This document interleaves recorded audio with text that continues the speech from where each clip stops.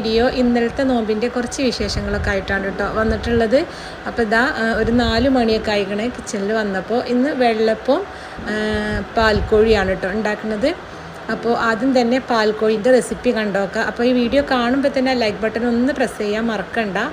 അപ്പോൾ ഇതാ ഞാനിവിടെ ഒരു 3/4 കിലോ ചിക്കൻ എടുത്തിക്കണേ. അതിലേക്കൊരു 20 ചെറിയുള്ളി ചതച്ചതും പിന്നെ ഇഞ്ചി വെളുത്തുള്ളി ചതച്ചതും ഒരു എരിവിനനുസരിച്ചിട്ട് പച്ചമുളക് ചതച്ചതും എടുക്കുക. അതെല്ലാതും കൂടി ഞാൻ ഈ ഒരു ചിക്കനിലേക്ക് ഇട്ട് കൊടുക്കുന്നുണ്ട്.